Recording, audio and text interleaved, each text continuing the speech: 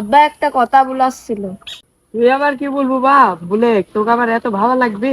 আব্বা মানে এই শালার বেটা, ইয়ে মানে কি বলবো তাড়াতাড়ি বলে। আব্বা আমার মোবাইল লাগবে, আমি বড় হয়ে যাইনি, আমার একটা মোবাইল লাগবে। কি বললো তুই? বাবা খায় লাভ নাই, আমার মোবাইল লাগবে, কিনে দিতেই হবে আমার মোবাইল। মোবাইল নিব ভালো কথা, বাটন ফোন হলে চলবে বাপ? বইয়ের ছেলে, এখন কি বাটন ফোনের যুগ? আমার টাচ ফোন লাগবে, টাচ ফোন।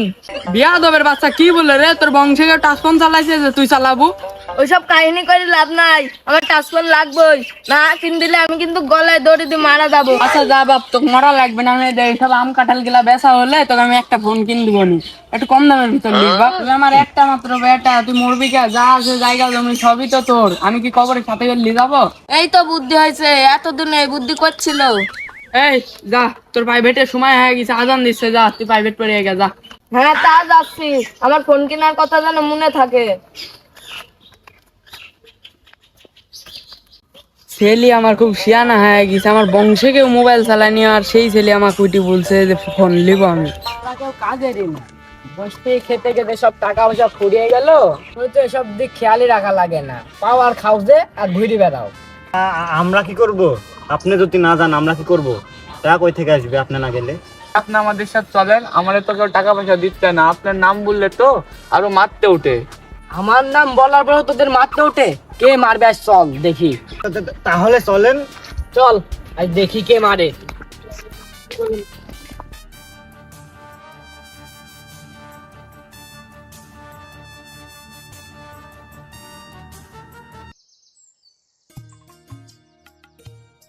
গরুগুলা খাইনি হয় না, গায়ে বসতে পারবি কিরম ভাবে?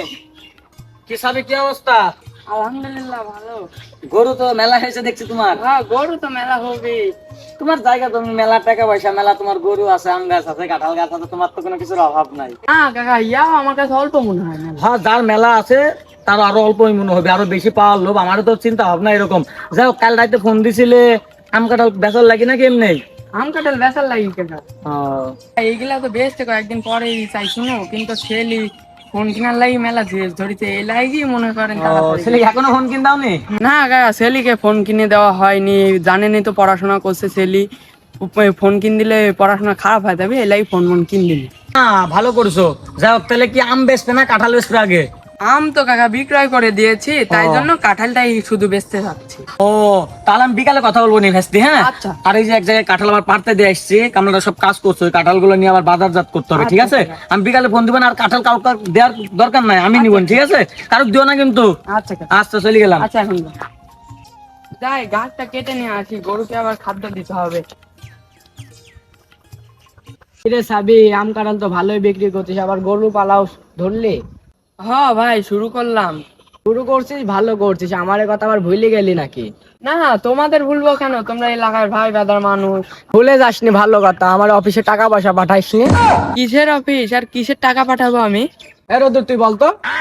আগে যখন এই পার্টি ক্ষমতা ছিল সন্ত ঠিকই টাকা পয়সা পাঠাতে, এখন আমরা ক্ষমতায়, আমার কি ভুলে গেছো?